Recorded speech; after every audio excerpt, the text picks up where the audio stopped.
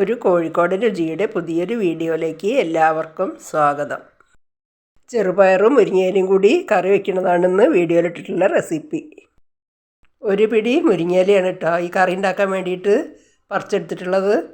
ഇതൊക്കെ ഇനി ഓരോ ഇലകളായിട്ട് ഇരുന്നെടുക്കണം. ഒരു ഗ്ലാസ് ചെറുപയർ ഞാൻ വെള്ളത്തിലിട്ട് കുതിരാൻ വെച്ചിട്ടുണ്ടായിരുന്നു. അതൊക്കെ ഇപ്പം പുതർന്ന് വന്നിട്ടുണ്ട്. ഇപ്പോൾ ഇലകളൊക്കെ ഇതുപോലെ ആക്കി എടുത്തിട്ടുണ്ട്. ചെറുപയർ കഴുകിയിട്ട് കുക്കറിലേക്ക് ഇട്ട് കൊടുക്കുക. വേവാൻ ആവശ്യത്തിനുള്ള വെള്ളം ഒഴിച്ചു കൊടുക്കുക. എന്നിട്ട് മൂടിയിട്ടിട്ട് അടുപ്പത്ത് വയ്ക്കുക. ഒരു 3 വിസിൽ കയറ്റിയിരിക്കണം കേട്ടോ. ഇപ്പോൾ കുക്കർ വിസിൽ വന്നിട്ട് ആവിയൊക്കെ പോയിട്ടുണ്ട്. തുറന്ന് നോക്കുക. ചെറുപയർ വെള്ളമൊക്കെ വറ്റിയിട്ട് വെന്ത് നല്ല പാകമായി വന്നിട്ടുണ്ട്. ഇനി കയ്യിലോണ്ടൊന്നിങ്ങനെ ഇളക്കി കൊടുത്തിട്ട് ഒന്നിങ്ങനെ ഉടച്ചു കൊടുക്കുക.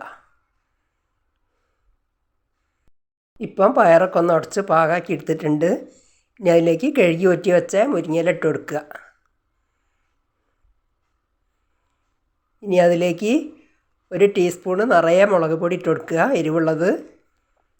1/2 ടീസ്പൂണ് മഞ്ഞൾപ്പൊടി, 1 ടീസ്പൂണ് ഉപ്പ്. ഇതൊക്കെ ഇട്ടെടുത്തിട്ട് ഇതിലേക്ക് പാകത്തിന് കുറച്ചും കൂടി വെള്ളം ഒഴിച്ചു കൊടുക്കുക. സാധാരണ മുരിങ്ങയിലയും പരിപ്പിട്ടിട്ടല്ല നമ്മൾ കറി വയ്ക്കൽ. ഇന്ന് ഞാനൊരു വെറൈറ്റി ആയിട്ട് ചെറുപയറിട്ടിട്ട് കറി വെച്ചാൽ എന്താണെന്ന് ഒന്ന് ആലോചിച്ചു. അങ്ങനെയാണ് ചെറുപയറും മുരിങ്ങേൻ്റെ ഇലയും ആക്കാൻ വിചാരിച്ചത്. ഇതിൻ്റെ ടേസ്റ്റ് എങ്ങനെ ഉണ്ടാവുമെന്നൊന്ന് കൂട്ടി തന്നെ അറിയണം. അപ്പോൾ ഈ മുരിങ്ങേൻ്റെ ഇലയൊക്കെ ആ വെള്ളത്തിലേക്ക് താഴ്ത്തിയിട്ട് ഒരു മൂടി അടച്ച് വെച്ചിട്ട് നല്ലോണം ഒന്ന് തിളച്ചിട്ട് ഇല വേവട്ടെ. അപ്പോഴേക്കും ഇതിലേക്കുള്ള അരപ്പിന് ഒരു വലിയ മുറി തേങ്ങ ചിരകി എടുത്തിട്ടുണ്ട്. 1/4 ടീസ്പൂണ് ജീരകം, ഒരു 5-6 ചെറിയ ഉള്ളി. ഇതൊക്കെ നല്ലോണം അരച്ചെടുക്കണം. കുക്കറിൻ്റെ മൂടി തുറന്ന് നോക്കുക. ഇപ്പോൾ ഈ അരപ്പും ഇലയൊക്കെ നല്ലോണം തിളച്ച് വെന്തിട്ടുണ്ട്.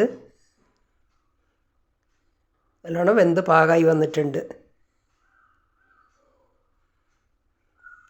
ഈ അരച്ച് വെച്ച അരപ്പുണ്ടല്ലോ അതിലേക്ക് ഒഴിച്ചു കൊടുക്കുക.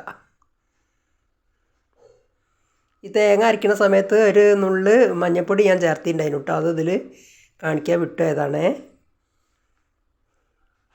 ആ ജാറിൽ കുറച്ചും കൂടി വെള്ളം ഒഴിച്ചിട്ട് ഒഴിച്ചു കൊടുക്കുക. പാകത്തിനുള്ള വെള്ളം ഒഴിച്ചു കൊടുക്കുക കേട്ടോ. ഈ നല്ലോണം ഇളക്കി യോജിപ്പിച്ചതിന് ശേഷം ഉപ്പോ എരിവോ എന്തെങ്കിലും വേണമെങ്കിൽ ഈ സമയത്ത് ചേർത്തി കൊടുക്കുക. എന്നിട്ട് ഒരു മൂടി അടച്ച് വെച്ചിട്ടൊന്ന് തിളക്കട്ടെ.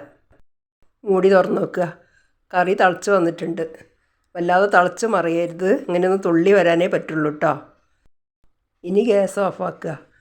എന്നാലും കുക്കറിൽ നിന്നിട്ടൊന്നും കൂടി തിളച്ചിട്ട് ഈ കറി കുറുകി വരും കേട്ടോ. ഇനി ഇതിലേക്കൊരു വറവ് ചേർത്തി കൊടുക്കണം. അതിനൊരു ചീനച്ചട്ടി അടുപ്പത്തേക്ക് വെച്ചിട്ടുണ്ട്. ചട്ടി ചൂടായി വന്നപ്പോൾ കുറച്ച് വെളിച്ചെണ്ണ ഒഴിച്ച് കൊടുക്കുക. വെളിച്ചെണ്ണ ചൂടായി വന്നപ്പോൾ 1/2 ടീസ്പൂണ് കടുകിട്ട് പൊട്ടിക്കുക. അപ്പോൾ കടുകൊക്കെ പൊട്ടി വന്നിട്ടുണ്ട്. ഇനി ഒരു കൈപ്പിടി ചെറിയ ഉള്ളി അരിഞ്ഞത് അതിലിട്ടിട്ടൊന്ന് മൂപ്പിച്ചെടുക്കണം.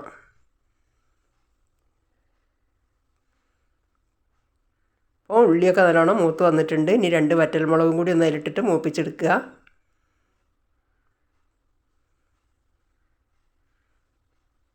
ഇപ്പോൾ ഉള്ളിയും മുളകൊക്കെ നല്ലോണം മൂത്ത് വന്നിട്ടുണ്ട്. ഇനി അത് കറിയിലേക്ക് ഇട്ട് ഒഴിക്കുക. ഞാനൊന്ന് ഇത് ഉപ്പ് നോക്കിയ സമയത്തെ പരിപ്പിട്ട് കറി വയ്ക്കുന്നതിനേക്കാളും ടേസ്റ്റായിട്ട് തോന്നിയിട്ടോ എനിക്ക് ഈ ചെറുപയർ ഇട്ട് കറി വെച്ചപ്പോൾ. അങ്ങനെ ഒരു അടിപൊളി ചെറുപയർ മുരിങ്ങയിലക്കറി ഇവിടെ റെഡി ആയിട്ടുണ്ട്. ചോറിൻ്റെ കൂടെ മാത്രമല്ല ചപ്പാത്തിക്കും ദോശയ്ക്കും ഒക്കെ കോമ്പിനേഷനായിട്ട് കൂട്ടാൻ പറ്റിയ നല്ലൊരു ഹെൽത്തിയും ടേസ്റ്റി ആയിട്ടുള്ള കറിയാണ് കേട്ടോ. അപ്പം ഇനി ചെറുപയർ മുരിങ്ങയിലക്കറി ഉണ്ടാക്കാത്തവരൊക്കെ ഒന്ന് ഇതുപോലെ ഉണ്ടാക്കി നോക്കൊണ്ടു. സൂപ്പറാണ്. ഇനി ഈ കറി ഒരു സർവിങ് ബൗളിലേക്ക് കോരി മാറ്റുക. ഒരു പ്രാവശ്യം ഈ ചെറുപയറിട്ടിട്ട് മുരിങ്ങയില കറി വെച്ചതിൻ്റെ ടേസ്റ്റ് അറിഞ്ഞാൽ പരിപ്പൊക്കെ ഒഴിവാക്കിയിട്ട് ഇങ്ങനെ തന്നെ ഉണ്ടാക്കുള്ളൂ.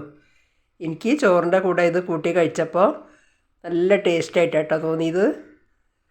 പരിപ്പിട്ടതിനേക്കാളും ടേസ്റ്റായിട്ടാണ് എനിക്ക് തോന്നിയത്. ഇനി ഈ വീഡിയോ ഇഷ്ടപ്പെടുകയാണെങ്കിൽ ലൈക്ക്, ഷെയർ, സബ്സ്ക്രൈബ് ഒന്നും ചെയ്യാൻ മറന്നു പോകരുത്. കമൻറ്റ് എഴുതി അറിയിക്കണേ.